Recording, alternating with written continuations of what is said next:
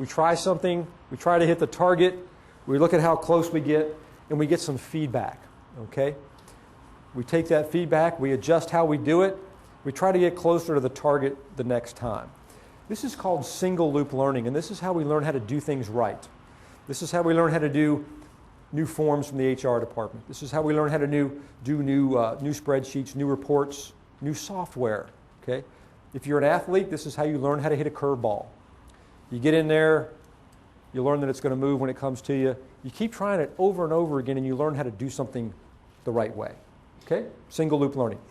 That's good for the knowledge, skills, and abilities of leadership, but if we want to see leadership as something that not just something that we do, but part of who I am, being a leader is part of who I am, not just a set of things that I do, we got to engage in this reflection. And when we engage in this reflection, it takes us out of this single loop learning.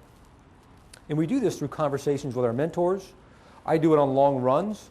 Okay? I do it in conversations with my wife or peers. Okay? But I assign meaning. And when we do that, we come up with an altered view of ourself, other people, or the world in general. Warren Bennis calls these crucibles of life, which we come through and we no longer see ourselves the same. Right? When we break free and engage in this double loop learning, this is when we learn how to do the right kinds of things.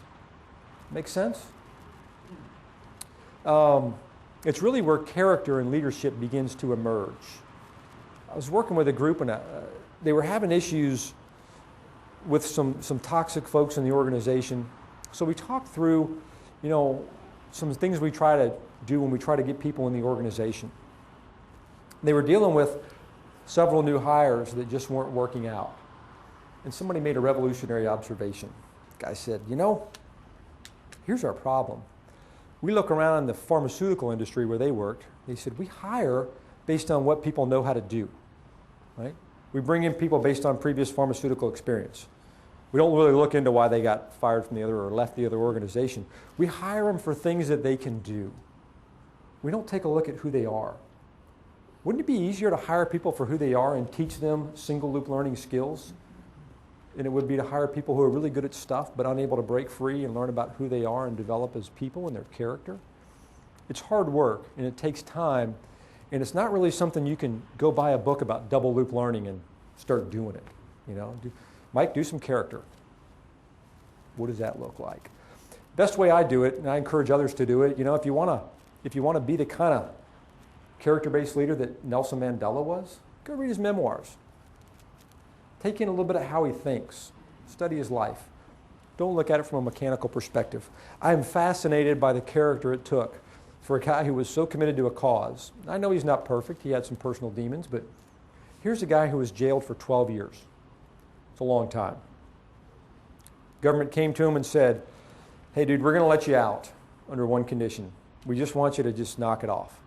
We'll set you up. We'll buy you a house. We'll integrate you. Just please stop this whole anti-government thing.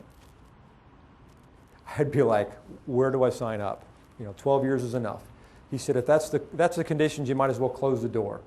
And they did for 15 more years. And then he came out and led from a perspective of unity rather than retribution. I don't know how you learn to do that other than just study the life of someone who's able to do that and think about those things. What would it take for me to be able to exercise that type of character?